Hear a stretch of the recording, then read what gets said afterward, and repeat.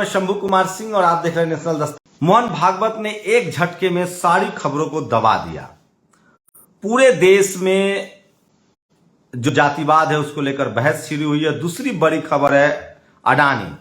आपको पता है 25,000 करोड़ का लगभग टेंडर जो है वो यूपी सरकार ने अडानी का रद्द कर दिया है। ये बीबीसी की खबर है जिसको संजय सिंह ने ट्वीट किया है। वहीं एक और खबर है कि भोपाल में 12 तारीख को 12 जनवरी को अगर आप भोपाल में हैं, मध्य प्रदेश में आसपास में हैं, तो भोपाल में 12 फरवरी को चंद्रशेखर रावण की बड़ी रैली होने जा रही है। और सोचिए मोहन भागवत ने क्या कहा। मोहन भागवत ने ये नहीं कहा है कि जाति ब्राह्मणों ने बनाई है, उन्होंने कहा जाति पंडितों ने बनाई है। अब ब्राह्मण समाज खुद को पंडित मानते हैं, उन्होंने मान लिया है। सारे ब्राह्मण समाज के लोग विरोध कर रहे हैं। लगातार लोग लिख रहे हैं कि देखिए ब्राह्मण समाज अगर वो बोलते तो सीधा सीधा मसला था। दरअसल अभी मोहन भागवत ने सब कुछ छुपा लिया। अडानी मामला छुप जाए और जो गुस्सा है, जिस तरह से सोचिए बिहार में यादवों के पूरे गांव को जला दिया गया है। वहां 4 राजपूत समाज के युवा फायरिंग करते हैं, रात में मुखिया बन जाता है यादव। उसके बाद वहां 3 लोगों को ग्रामीण पकड़ लेते हैं, उनकी पिटाई होती है जो कि गैर कानूनी है। एक शख्स की मौत हो जाती है। उसके बाद करनी सेना के लोग मिलकर उसको पूरे इलाके को जला देते हैं। इस तरह की खबरें हैं। उसके बाद सोचिए किस तरह से रविदास जयंती पर मोहन भागवत ने कहा कि जाति जो है वो पंडितों ने बनाई है। तो पंडित मतलब कौन? इससे तो कोई साफ होता नहीं। पढ़ा लिखा जो है वो पंडित है, लेकिन ज्यादातर ब्राह्मण समाज के लोग इसको अपने ऊपर ले रहे हैं। तो ये सब कुछ बचा लिया है उन्होंने, कुछ कहा भी नहीं, सब कुछ कह भी दिया। इस तरह के हालात हैं। लोग कह रहे हैं कि जिस तरह से SC ST OBC माइनॉरिटी के लोग नाराज हैं, 2024 से पहले यूपी, बिहार, राजस्थान, मध्य प्रदेश, छत्तीसगढ़ जो हिंदी बेल्ट है वहां लगातार SC ST OBC माइनॉरिटी के लोग एकजुट हो रहे हैं।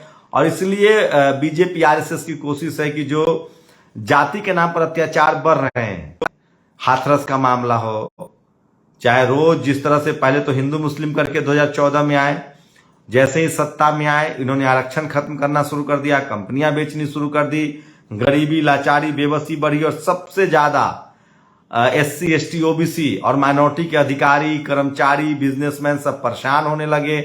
क्या जज, क्या वकील, एक कोलकाता हाईकोर्ट के SC जज को जेल में डाल दिया गया। तो सब जगह पत्रकार, डिजिटल मीडिया पर जो SC ST OBC के पत्रकार हैं उन पर हमले शुरू हो गए। इसको लेकर नाराजगी बढ़ रही और अब खुलेआम तेजस्वी यादव, चंद्रशेखर राय, राजेंद्र पाल गौतम को मंत्री पद से हटा दिया गया। उसके बाद लगातार लोगों को लगा कि क्या इस देश में हिंदू के नाम पर सत्ता चल रही है। और 97% हिंदू जिसमें राजपूत भी शामिल है, जाट, पटेल, मराठा, गुर्जर, कुर्मी, कोयरी, कुशवाहा सब शामिल हैं, वो जज नहीं बन पा रहे हैं। सोचिए 554 जज बने हैं पिछले 6 साल में, उसमें सिर्फ 52 जज जो हैं ST OBC के हैं। जाट, गुर्जर, पटेल, मराठा भी गायब हैं। तो सोचिए बाकी जज कौन लोग बन गए हैं। तो सबसे ज्यादा आरोप ब्राह्मण समाज पर लगने लगा। उसके बाद बिहार में जाति जनगणना की मांग तेज हो गई। जाति जनगणना की जब मांग तेज हो गई तो RSS को अब कुछ सूझ नहीं रहा है। अखिलेश यादव उसी मुद्दा को आगे बढ़ा रहे हैं, तेजस्वी यादव उसी मुद्दा को आगे बढ़ा रहे हैं। झारखंड में उनकी सरकार है नहीं और अभी 2023 के लास्ट तक कई राज्यों में चुनाव होंगे, राजस्थान, मध्य प्रदेश। तो इन सब वजहों से बीजेपी बैकफुट पर है और वो डैमेज कंट्रोल करने की कोशिश कर रही है। मोहन भागवत कह रहे हैं कि आप जाति के खिलाफ, हम लोग भी हैं, जाति गलत है, लेकिन हिंदू धर्म मत छोड़िए। हिंदू धर्म मतलब वैदिक धर्म मत छोड़िए। कुछ लोग सवाल करें कि अभी चुनाव से पहले ये बोलेंगे, भाईचारा की बात करेंगे, लेकिन उसके बाद जो है ये फिर से जातिवाद शुरू हो जाएगा। तो सवाल है कि जब बीजेपी की सरकार आती है तो कास्टिज्म क्यों बढ़ जाता है, रिजर्वेशन के खिलाफ लोग क्यों बोलने लगते हैं, जातीय हिंसा क्यों बढ़ जाती है, जातीय संघर्ष क्यों बढ़ जाता है, ये सबसे बड़ा सवाल है। तो देखिए अरुणेश मिश्रा ने लिखा है, पूछना था शूद्र पार्टी वालों से रहीम दास जी की कीर्ति को कब फूकोगे। तुलसीदास तो ब्राह्मण थे, लिख दिए। अब ई रहीम दास का देखो, उरंग तुरंग नारी न पितु नीच जाति हथियार, रहीमन इन्हें संभालिए पलटत लगे 9 बार। पता नहीं ये किस तरह के है, लेकिन इस तरह से लगातार जो है वो तमाम फूले पेरियार अंबेडकर से पीछे जाकर रविदास, कबीर और तुलसी दुबे पर जो है वो बहस हो रही है।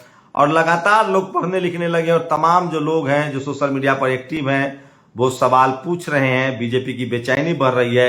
ये बात तो सच है कि संविधान लागू होने के बाद, वोट का अधिकार मिलने के बाद इस देश में 97% हिंदू जो है वो पूछ रहा है कि हमारी राजनीतिक, सामाजिक और उससे बड़ी आर्थिक भागीदारी कब मिलेगी। सोचिए, ब्राह्मण कहते थे कि ब्राह्मणों का घर 5 कमरे का होगा, क्षत्रिय का घर 4 कमरे का होगा, वैश्यों का घर 3 कमरे का होगा और शूद्रों का घर 1 कमरे का होगा। तो इन सब पर लोग सवाल पूछ रहे हैं। और वहीं अडानी को लेकर भी लगातार पहले आरएसएस ने बचाव किया, लेकिन अब यूपी में भी उनका टेंडर रद्द हो गया है। लगभग 5400 करोड़ का इलेक्ट्रिसिटी का टेंडर है। तो अडानी भी मुश्किल में है, बीजेपी भी मुश्किल में है, आरएसएस भी मुश्किल में है। लेकिन सोशल मीडिया की वजह से बहुजन समाज के लोग लगातार जागरूक हो रहे हैं। आप लोग को क्या लग रहा है कि ये आरएसएस प्रमुख मोहन भागवत का पॉलिटिकल स्टंट है? चुनाव से पहले डर है, बहुजन समाज की एकजुटता से डर है। मैं फिर कह रहा हूं, 10 साल तो इस देश में मनमोहन सिंह भी रहे हैं, गठबंधन की सरकार चलाई है। इस देश में 415 सीट लाकर भी राजीव गांधी की सत्ता चली गई थी। देखते हैं 2024 में क्या होता है। लेकिन जिस तरह से लोग नाराज हैं, महंगाई है, जिस तरह से अडानी का मामला सामने आया है, इससे तो साफ है कि कम से कम इस देश के 97% मुसलमान नाराज है, अलग बात है, क्रिश्चियन नाराज है, अलग बात है, ईसाई नाराज है, अलग बात है, सिख समाज के लोग धरने पर 1 साल बैठे थे। पंजाब में बीजेपी का सुपरा साफ हुआ। अगर हिंदी पट्टी में मंडल बनाम कमंडल होता है, जिस तरह से जाति के नाम पर शोषण हो रहा है, जिस तरह से आरक्षण वालों के साथ बदसलूकी हो रही है, जातीय नाम पर नरसंहार हो रहा है, मारपीट हो रही है, डराया धमकाया जा रहा है, उसके बाद भी मीडिया कंट्रोल करने के बाद भी मुझे लगता है कि एससी, एसटी, ओबीसी, माइनॉरिटी के लोग एकजुट हो रहे हैं। और ठीक उसी तरह से जिस तरह से इंदिरा गांधी ने इमरजेंसी लगाई थी, पूरा पॉलिटिकल सिनेरियो एकजुट हो गया था। जिस तरह से मान्यवर कांसी राम साहब ने साइकिल से राजीव गांधी को सड़क पर ला दिया था, और जिस तरह से अर्जुन सिंह, बीपी सिंह के नेतृत्व में कांग्रेस का भट्ठा बैठ गया था, क्या 2024 में मोदी जी के लिए मुश्किल होने जा रही है? लेकिन एक सवाल है, अगर एक काम अभी भी बीजेपी कर दे तो बहुजनों का भरोसा उस पर जीत सकती है। जैसे उन्होंने यूपी चुनाव के समय 27 ओबीसी के मंत्री बना दिए थे।